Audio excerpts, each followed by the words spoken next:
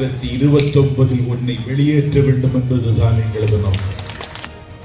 அந்த கட்சிக்கு அவைத்தலைவனுக்கு பேர் தமிழ் மகன் ஹுசேன். அவனே உதயசூரியனுக்கு தான் விடும்.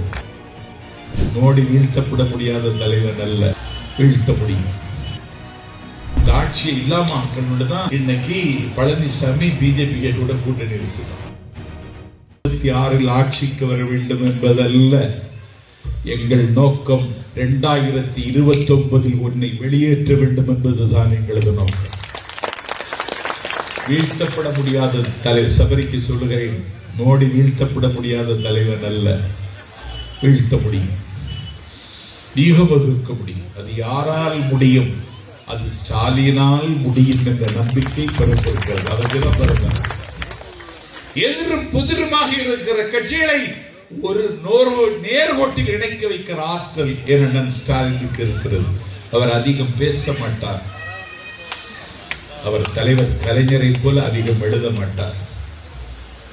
ஆனால் அவர் காய் நகர்த்தினால் அவருடைய நகர்த்தலுக்கு முன்னால் பல பேர் நசுங்கி செத்து விடுவார்கள். அவரால் முடியும் ஸ்டாலினால. ஏன்? அவர் அடக்குமுறை சட்டத்தை ருசி பார்த்தவர். அவர் மிஸ்ஸா என்கிற அக்கினி ஆற்றில் குளித்தெழுந்த ஆண் சீதை. ஒரு 55 ஆண்டு கால அனுபவம் என் அண்ணன் ஸ்டாலினுக்கு பின்னால் இருக்கிறது. அவர் பசித்தால் பால் சோறாக மாறுகிறார், அவர் தவித்தால் தண்ணீராக மாறுகிறார். இன்னைக்கு இந்த ஆட்சியை கவிழ்க்கணும், இந்த ஆட்சியை இல்லாம ஆக்கணும்னு தான் இன்னைக்கு பழனிசாமி பிஜேபி கூட கூட்டணி வச்சிருக்காங்க.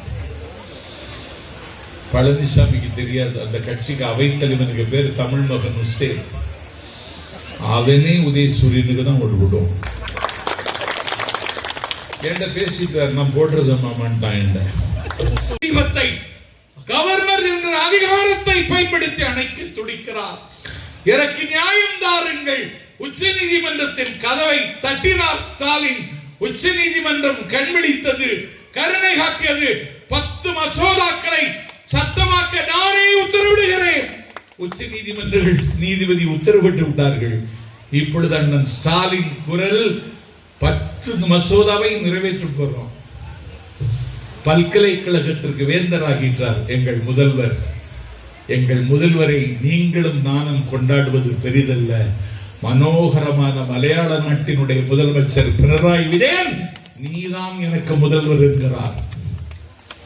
மேற்கு வங்காளத்தின் மம்தா பானர்ஜி, வீர தெலுங்கானாவினுடைய முதலமைச்சர் ரேவந்த் ரெட்டி, பிஜேபி கூட்டணியில் இருந்தாலும் ஜனநாயகத்தை மதிக்கிற ஆந்திராவின் முதல்வர் சந்திரபாபு நாயுடு, கர்நாடகத்தினுடைய முதலமைச்சர் சீதாராமையா, ஜார்க்கண்டின் முதலமைச்சர், காஷ்மீர் முதலமைச்சர் உமர் அப்துல்லா, வங்காளத்தின் முதலமைச்சர் மம்தா பானர்ஜி எல்லோரும் சொல்லுகிறார்கள் நாங்களெல்லாம் முதல்வர், ஆனால் முதல்வர்களில் நீதான் எங்களுக்கு மூலவர் என்று எங்கள் அண்ணன் ஸ்டாலினை கொண்டாடுகிறார்.